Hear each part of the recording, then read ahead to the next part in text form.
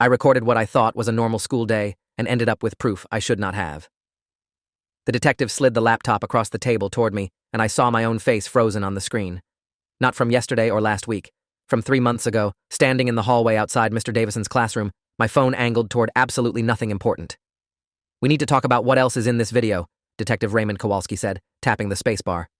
The audio jumped to life, my voice saying something forgettable about calculus homework, but he wasn't listening to me.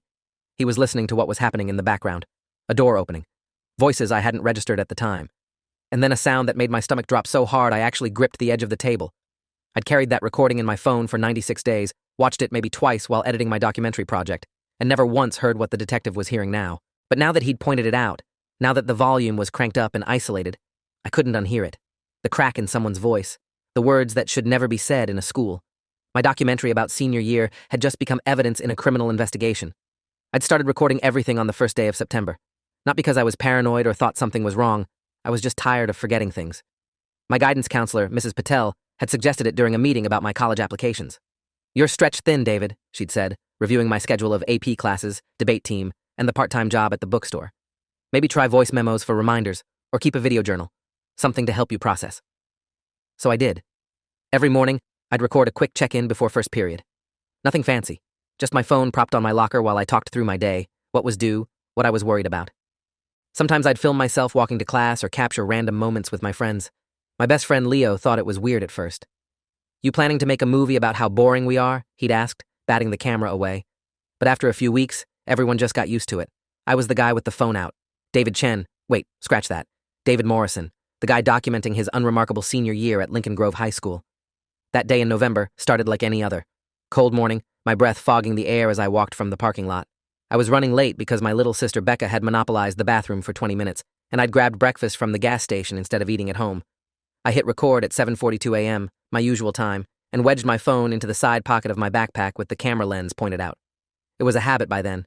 Let it run for 10 or 15 minutes, capture whatever, stop it when I got to first period. That morning, I was complaining about Mr. Davison's upcoming calculus exam while walking through the main hallway.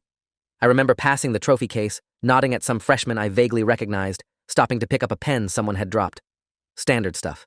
I didn't remember stopping outside Davison's room, didn't remember the door being ajar, didn't register any conversation happening inside. But the camera caught it. Every word. The first time I actually watched that footage carefully was 9 days later, when I was compiling clips for what I was calling my senior year survival guide, a goofy video project I'd submit for my media arts class. I was scanning through hours of recordings, pulling 30-second moments that were funny or meaningful, and I landed on that hallway clip. I almost deleted it. Boring angle, nothing happening, just me walking and muttering. But then I heard something in the background that made me rewind. Voices, not mine, coming from inside the classroom. I turned up the volume on my laptop and listened again. A man's voice. Definitely Mr. Davison, our calculus teacher, the guy who wore the same blue tie every Friday and made terrible jokes about derivatives. And a girl's voice, younger, nervous. I couldn't make out the words clearly, but the tone was wrong. Strained. The girl said something that sounded like please, and Davison's response was low, almost soothing, but in a way that made my skin crawl. Then the door clicked shut, and the audio went back to just me, oblivious, walking toward my locker. I told myself I'd misheard it, that it was just a student asking for an extension on an assignment, or maybe someone upset about a grade. Mr. Davison was a decent teacher. Strict, sure, but fair. He'd written me a recommendation letter for college. He ran the math club and stayed after school twice a week for tutoring. There was no reason to think anything was off. But the recording sat in my head like a pebble in my shoe. Small, ignorable, but constantly present. I didn't mention it to anyone. Not Leo, not my parents, not even Becca, who I usually told everything to. I just kept recording my days like normal, and every time I walked past Davison's classroom, I felt this weird prickle at the back of my neck, like I was waiting for something else to happen, some confirmation that I'd imagined the whole thing. Then, 2 weeks later, it happened again. Different day, different recording, same voices. This time, I caught actual words. "You promised this would stay between us." That was the girl. And Davison. "It will. You just need to trust me." My hands were shaking when I stopped the playback. I didn't sleep that night. I lay in bed staring at my phone, replaying those clips over and over, trying to convince myself there was an innocent explanation. Maybe she was talking about a grade she didn't want her parents to know about. Maybe it was some kind of academic probation thing. But the tone of her voice, that wasn't about a grade. That was fear. Or worse, resignation. The next morning, I went to school with a plan. I was going to watch Davison, pay attention to who went into his classroom, when, and why. I started positioning myself near his room between periods, pretending to tie my shoe or check my phone. I logged every student I saw enter or exit. Most were just regular kids picking up assignments or asking questions. But there was one girl who showed up 3 times in 2 weeks, always right after the final bell, always looking around like she didn't want anyone to see her. Her name was Jenna Kozlov, Jr. Quiet, smart, on the volleyball team. I didn't know her well, but I'd seen her around. And every time she left Davison's room, she looked smaller somehow, like she was carrying something too heavy. I tried telling myself to let it go, to mind my own business. But then I recorded another clip, this one completely by accident. I'd left my phone recording in my backpack during lunch, just forgot to turn it off, and when I reviewed the footage later that night, I heard something that made my blood turn to ice. The audio was muffled because my phone was buried under my textbooks, but I could just barely make out my own voice talking to Leo about the basketball game that weekend. And underneath that, faint but unmistakable, was Davison's voice. He must have been standing near our table in the cafeteria. He was talking to someone, I couldn't tell who, and he said, "She's not going to say anything. I made sure of that." My stomach dropped. I rewound it 5 times to make sure I'd heard correctly. I made sure of that. Those 5 words turned my suspicion into certainty. Something was very, very wrong. I didn't know what to do with the information. I wasn't even sure what I had. A few ambiguous recordings, a gut feeling, and a teacher who suddenly felt like a stranger every time I sat in his classroom. I thought about going to the principal, but what would I say? I have some weird audio clips that might mean something. They'd dismiss me, or worse, they'd tip off Davison, and if he really was doing something to Jenna or anyone else, I'd just make it worse. I thought about confronting Jenna directly, but that felt like a violation. If something bad was happening to her, the last thing she needed was some random senior guy cornering her with accusations. So I did the only thing I could think of. I kept recording. Every day, every moment I could. I documented everything. Hallway conversations, classroom interactions, cafeteria encounters. I filled my phone's storage with hours of mundane footage, hoping I'd capture something definitive, something that would prove I wasn't losing my mind. And 3 weeks later, I got it. It was a Friday afternoon. I'd stayed late for debate team practice, and by the time I left the building, it was almost 5 p.m. The parking lot was mostly empty, just a few cars belonging to teachers and the custodial staff. I was walking toward my beat-up Subaru, phone recording out of habit, when I saw Davison's car still parked near the east entrance. His silver Nissan Altima, bumper sticker for some marathon he'd run. I wouldn't have thought twice about it, except the driver's side door opened and Jenna got out. Not from the back seat, from the front. She was crying, not loud, heaving sobs, just silent tears streaming down her face.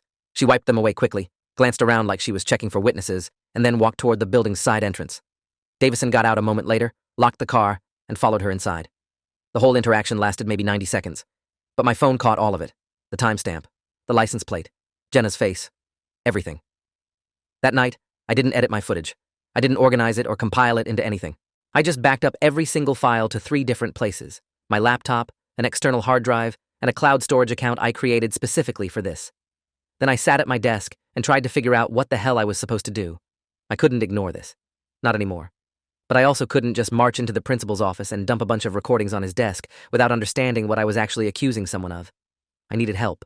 Professional help. Someone who would know what to do with evidence like this, who could investigate properly without making things worse for Jenna or anyone else who might be involved. So the next morning, Saturday, I did something I'd never done before. I called the non-emergency police line and asked to speak to someone about a possible crime at my school. The dispatcher transferred me twice, and I ended up leaving a voicemail for a detective in the juvenile division. My voice was shaking so badly I had to record the message 3 times before I got it right. Detective Kowalski called me back on Monday. Deep voice, calm, professional.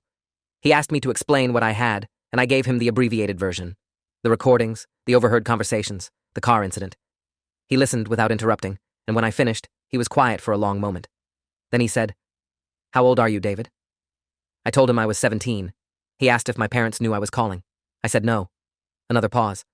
"Okay, here's what we're going to do. I need you to bring those recordings to the station. Don't tell anyone at school what you're doing. Don't mention this to your friends. Don't post about it online. Don't talk to the teacher in question. Can you do that?" I said yes. He scheduled a meeting for Wednesday after school and gave me an address. Before he hung up, he said, "You did the right thing by calling. A lot of kids wouldn't." I didn't feel like I'd done the right thing. I felt like I'd just set something in motion that I couldn't stop. Wednesday arrived like a weight on my chest. I went through the motions at school, classes, lunch with Leo, debate team meeting, but my brain was somewhere else entirely. Every time I saw Davison, I felt this sick mix of anger and dread. He looked so normal, joking with students, writing equations on the board, sipping coffee from his world's okayest teacher mug. How could someone who seemed so harmless be hiding something so dark? Or was I wrong? Was I about to ruin an innocent man's life over some ambiguous recordings and paranoid assumptions? The doubt gnawed at me all day. But then, during 8th period, I saw Jenna in the hallway. She was standing outside the counseling office, arms wrapped around herself, staring at nothing. She looked exhausted, hollowed out, and I knew I wasn't wrong. I drove to the police station immediately after school, my laptop bag heavy with evidence. The station was smaller than I expected. Beige walls, fluorescent lights, the smell of burnt coffee and industrial cleaner. A uniformed officer at the front desk took my name and told me to wait. I sat in a plastic chair for 20 minutes, watching people come and go, attorneys in suits, parents with tired faces, a guy in handcuffs being led down a hallway. My leg wouldn't stop bouncing. Finally, a man in his mid-40s appeared from a side door. Tall, broad-shouldered, graying hair cut military short. He extended a hand. "David Morrison? I'm Detective Raymond Kowalski, Juvenile Crimes Division. Thanks for coming in." His grip was firm but not aggressive. He led me to a small conference room with a table, 3 chairs, and a camera mounted in the corner. He saw me looking at it and said, "Standard procedure. Everything we discuss is recorded for documentation purposes. You okay with that?" I nodded. He gestured for me to sit, and I pulled out my laptop. For the next 90 minutes, I walked him through everything. Every recording, every timestamp, every suspicion. Kowalski took notes by hand in a battered notebook, occasionally stopping me to ask questions. "How long has this been going on? Do you know if anyone else has noticed anything unusual? Has Mr. Davison ever made you uncomfortable personally?" I answered as best I could, but the truth was, I didn't have many concrete answers. Just fragments, pieces of a puzzle I desperately wanted someone else to solve. Kowalski watched the footage from the parking lot 3 times, his expression unreadable. When it finished, he sat back in his chair and let out a slow breath. "Okay," he said. "This is enough for us to open an investigation." Relief flooded through me, but he held up a hand. "But I need you to understand something. This is going to take time. We'll need to interview witnesses, gather additional evidence, and we have to be extremely careful about how we proceed. If we move too fast or tip him off, he could destroy evidence or intimidate potential victims. Do you understand?" I said I did. He nodded. "Good. Now, I need to ask, do your parents know you're here?" I told him no. He frowned. "You're a minor. I'm going to need to bring them into this conversation at some point. But for now, let's keep this between us. I don't want word getting back to anyone at the school until we have a clearer picture of what's going on." He took my contact information, copied all the files from my laptop onto a secure drive, and gave me a card with his direct number.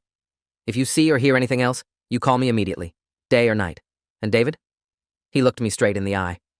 "Don't try to investigate this on your own. I know you want to help, but you've already done the hardest part. Let us take it from here." I promised I would. But even as I walked out of the station, I knew keeping that promise was going to be nearly impossible. Because the next day at school, Davison called me into his classroom after hours, and the look on his face told me he knew something was wrong. I almost didn't go. When I saw the note taped to my locker, "David, please stop by my room after school to discuss your recommendation letter. Mr. D." My first instinct was to ignore it and head straight home, but if I did that, it would look suspicious, and Kowalski had told me to act normal. So at 3:30 p.m., I walked into Davison's classroom with my heart hammering and my phone recording in my pocket.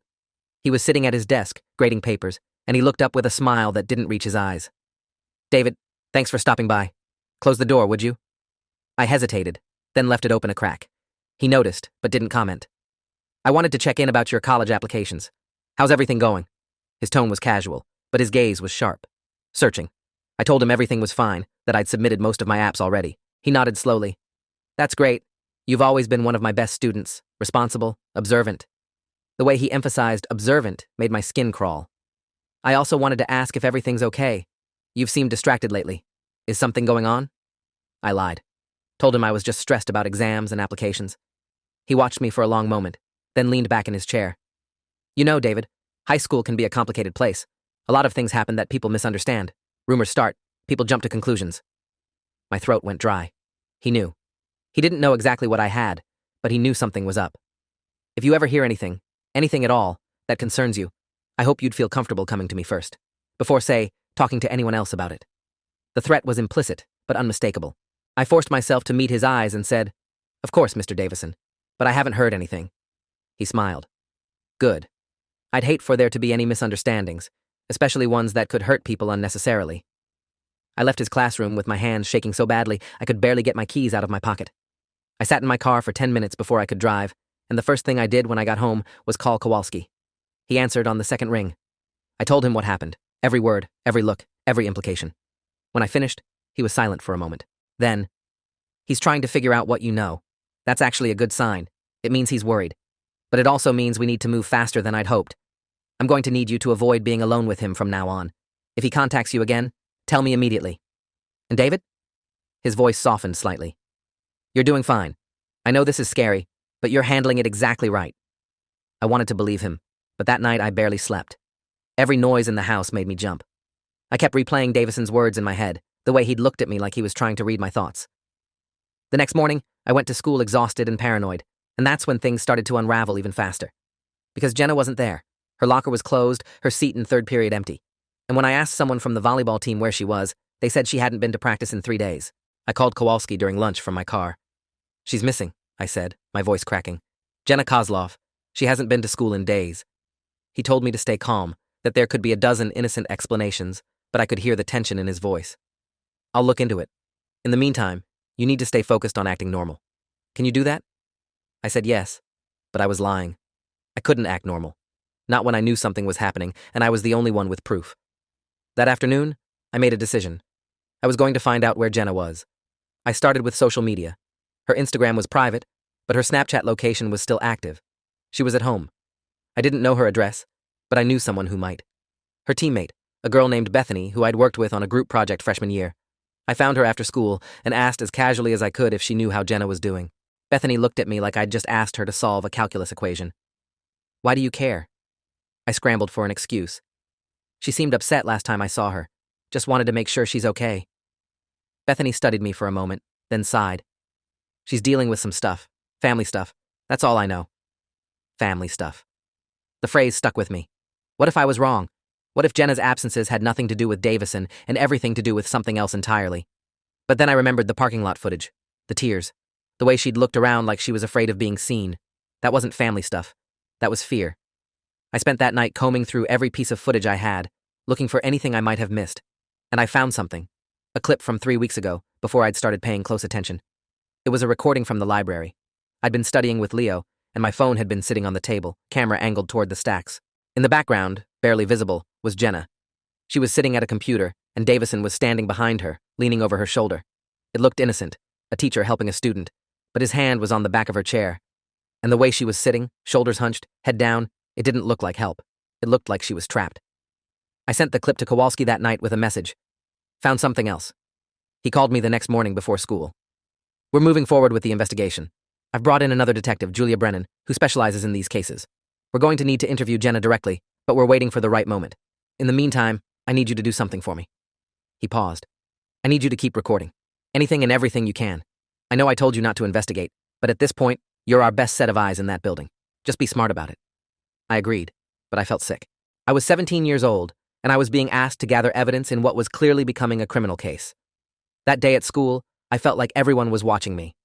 Davison didn't call me into his classroom again, but I saw him watching me in the hallway, his expression unreadable. I kept my phone recording constantly, capturing every interaction, every moment. And then, on Friday, everything exploded. The principal called an emergency assembly during 5th period. We all filed into the auditorium, confused and buzzing with speculation. Principal Greaves stood at the podium, looking grim. I need to inform you that Mr. Davison will not be returning to school. He has been placed on administrative leave pending an investigation. That's all I can say at this time. The auditorium erupted, people shouting questions, whispering theories.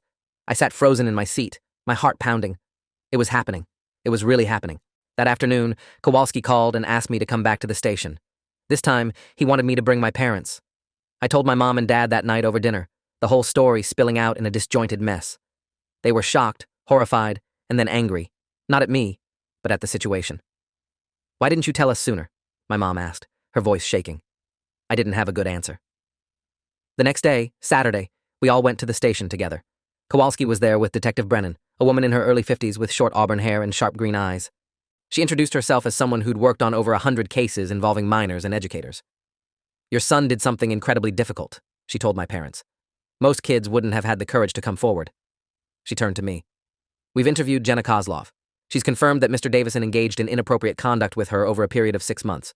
Your recordings corroborate her account and provide us with additional evidence we wouldn't have had otherwise. My stomach dropped. 6 months. Is she okay? I asked. Brennan's expression softened. She will be. She's receiving support, and her family is involved now. But this is going to be a long process. Over the next 2 weeks, the investigation expanded. It turned out Jenna wasn't the only victim. 2 other students, both juniors, both girls, came forward after hearing about Davison's leave. Their stories were similar. Inappropriate comments that escalated into messages, meetings after school, manipulative behavior that made them feel trapped and ashamed. My recordings helped establish a pattern. They showed Davison isolating students, showed the timing of his interactions, showed the way he'd cultivated trust, and then exploited it. The school board launched their own investigation. Parents demanded answers. Local news picked up the story, though they kept the victims' names confidential and referred to Davison only as a Lincoln Grove educator under investigation. The whole thing felt surreal. I'd go to school and see reporters camped outside the gates, microphones and cameras ready. My classmates treated me like I was invisible one moment and a celebrity the next. Some people thanked me. Others accused me of ruining a man's life over nothing. Leo stuck by me, but even he didn't know what to say half the time. "You did the right thing," he'd tell me, and I wanted to believe him. The hardest part was testifying. 6 weeks after I'd first gone to the police, I was called to give a formal deposition. It took place in a conference room at the district attorney's office. There was a stenographer, 2 attorneys, Kowalski, Brennan, and a victim advocate I'd never met. They walked me through everything again, step by step. Every recording, every observation, every detail. The defense attorney, Davison had hired a lawyer by then, tried to poke holes in my testimony. "Isn't it true you were failing Mr. Davison's class?" "No, I had a B+. "Isn't it possible you misinterpreted innocent interactions?" "No, not when you listened to the audio clearly." "You recorded people without their consent. Isn't that illegal?" Kowalski stepped in before I could answer. "The recordings were made in public spaces within the school. They're admissible." The deposition lasted 4 hours. When it was over, I felt like I'd been wrung out. My mom hugged me in the parking lot, and I realized I was shaking. "You were so brave," she whispered. But I didn't feel brave. I felt like I'd just relived the worst 3 months of my life in excruciating detail. The case went to trial in the spring. Davison was charged with 3 counts of improper conduct with a minor and 1 count of abuse of authority. I wasn't required to testify in court. My deposition and the recordings were enough, but I went to the trial anyway. I needed to see it through. The courtroom was smaller than I expected, wood-paneled and cold. Davison sat at the defense table in a suit, looking nothing like the teacher I'd known. He looked smaller, diminished. The prosecution presented the evidence methodically. The recordings, the witness statements, the timeline of events. Jenna testified, brave and steady, even when the defense attorney tried to discredit her. The other victims testified. And when my recordings were played for the jury, the audio of Davison's voice, the video from the parking lot, I watched the jurors' faces. Some looked horrified, others looked angry. The trial lasted 2 weeks. The jury deliberated for 6 hours. When they returned with a guilty verdict on all counts, the courtroom was silent. Then someone, one of the victims' mothers, let out a sob, and it broke the dam. People were crying, hugging, whispering. Davison's face went white. He stared straight ahead as the judge read the sentence. 8 years in prison, lifetime registration as a sex offender, permanent revocation of his teaching license. It was over. I didn't feel relief. Not right away. I felt exhausted, hollowed out, like I'd been running on adrenaline for months and had finally hit a wall. That night, I sat in my car in the courthouse parking lot and cried for the first time since this whole thing started. Not because I was sad exactly, but because it was finally done. Because Jenna and the others would get to move forward without Davison's shadow hanging over them. Because I'd done what I'd set out to do, even when it was terrifying. When I got home, my parents were waiting. They didn't ask me how I was feeling. They just pulled me into a hug, and we stood there in the kitchen for a long time. My little sister Becca came downstairs and joined us, even though she didn't fully understand what had happened. "You're a good person," she said quietly. And for the first time in months, I let myself believe it. The rest of senior year was strange. I finished my classes, walked at graduation, got accepted to a decent college. People still whispered about me in the hallways, some with admiration, some with suspicion, but I stopped caring what they thought.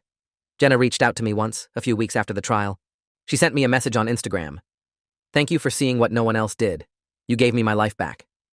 I didn't know how to respond, so I just wrote, "I'm glad you're okay." It felt inadequate, but she hearted the message, and I figured that was enough. Leo and I stayed friends, and he never asked me about the recordings unless I brought them up first. "You did what you had to do," he said once. "That's all anyone can ask." I stopped recording everything after that. Deleted the app, cleared out my cloud storage, put my phone away during the day. I'd spent months documenting my life, trying to capture something meaningful, and in the end, I'd captured something I wished I'd never seen. But I couldn't regret it, not when it had mattered so much. A year later, I was sitting in my dorm room at college, unpacking boxes and setting up my desk, when I got an email from Detective Kowalski. It was short, just a few lines. "Wanted to let you know that 2 more victims have come forward since the trial. Davison's sentence was extended. Your recordings made it possible for them to feel safe enough to speak up. You should be proud." I read it 3 times, then closed my laptop and sat there in the quiet. Proud wasn't the word I'd use. Relieved, maybe. Grateful that something good had come from something so ugly. I thought about that morning in November when I'd recorded a normal school day and accidentally captured proof of something terrible. How a single decision to speak up had set off a chain reaction I never could have predicted. And I thought about all the kids who'd been hurt, who were finally getting justice, who could move forward now because someone had listened. I couldn't change what had happened, but I'd helped make sure it wouldn't happen again. That had to count for something. The recording was still out there, locked in an evidence locker somewhere, a permanent record of the day everything changed. I didn't need it anymore. I knew what it meant, and that was enough. If you enjoyed this, you'll definitely want to see the next ones too. So subscribe now and let me know your take in the comments.